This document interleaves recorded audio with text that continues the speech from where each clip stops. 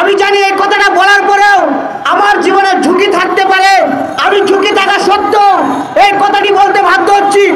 এই শেখ হাসিনা সরকারের আমলে নানান দমন পীড়ন নির্যাতনের মুখেও কখনো আপোষ করি নাই। এই জুলাই গণঅভ্যুত্থানে যাত্রাবাড়ি এলাকায় সামনের সারিতে থেকে নেতৃত্ব দিয়েছি, যার কারণে র্যাব আমাকে তুলে নিয়েছিল। র্যাব বলেছিল আমি যেন তাদের কথা মতো স্বীকারোক্তি দেই, তাহলে তারা ছেড়ে দিবে। আমি বলেছি আমি যা করেছি অন্যায় করি নাই, দেশের মানুষের জন্য কাজ করেছি, সুতরাং মিথ্যা কোনো স্বীকারোক্তি দিয়ে আমি আপনাদের কাছ থেকে রেহাই পেতে চাই নাই, প্রয়োজনে জীবন দিতে চাই। এই অন্তর্বর্তীকালীন সরকারের যারা উপদেষ্টা রয়েছে তারা স্পষ্টত একটা বাংলাদেশের একটি অন্যতম বাহিনীর কাছে এই সরকার জিম্মি রয়েছে।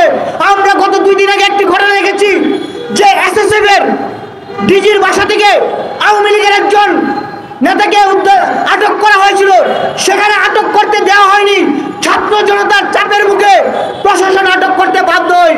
সেই বিষয়টি নিয়ে আমি ফেসবুকে একটি স্ট্যাটাস দিয়েছিলাম এবং সেখানে তথ্য প্রমাণ সহ ছিল। সেই স্ট্যাটাসের জেরে আমার সাথে অন্তর্বর্তীকালীন সরকারের দপ্তর থেকে যোগাযোগ করেছিল, তারা আমার কাছে প্রমাণ চেয়েছিল।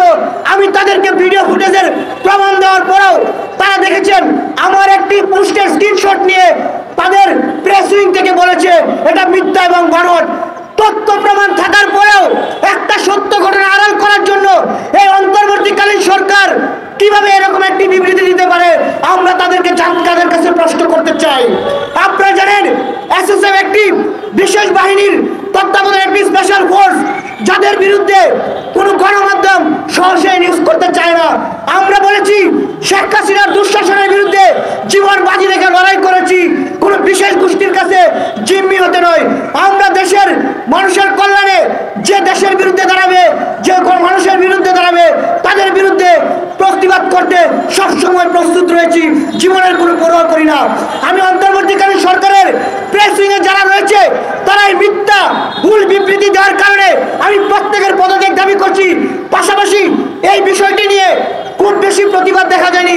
আমি দেশের মানুষকে বলবো সেনাবাহিনী দেশপ্রেমিক, কিন্তু তাদের ভিতরে যারা কতিপয় আওয়ামী লীগের দুর্বৃত্ত রয়েছে, যারা এই গণহত্যার মামলার আসামিদের টাকার বিনিময়ে রক্ষা করতে চায়, তাদের বিরুদ্ধে জনগণকে সোচ্চার হতে হবে।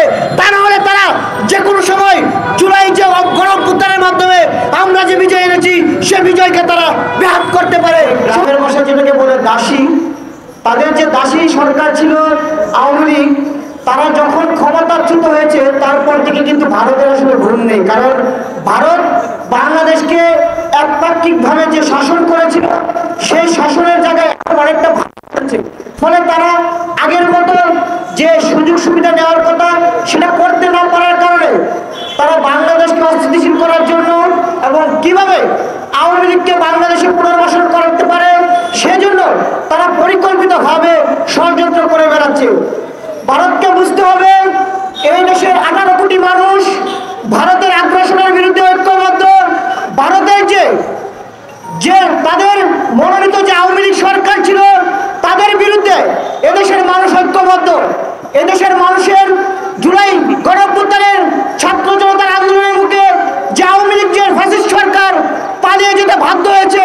আমরা দেখেছি আওয়ামী লীগ সরকারের যিনি প্রধানমন্ত্রী ছিলেন শেখ হাসিনা, যিনি গণহত্যার অন্যতম আসামি, যার বিরুদ্ধে প্রায় 3 শতাধিকের বেশি মামলা রয়েছে, সে হত্যা মামলার আসামিকে ভারত সেখানে লালন পালন করছে এবং বিভিন্ন সুযোগ সুবিধা দিচ্ছে। প্রত্যান্তরে দেখেছি শেখ হাসিনা সেখানে থেকেও বিভিন্নভাবে অডিও বার্তা দিচ্ছে, বিভিন্ন ধরনের বার্তা পাঠাচ্ছে বাংলাদেশকে অস্থিতিশীল করার জন্য। ভারতকে স্পষ্ট বলতে চাই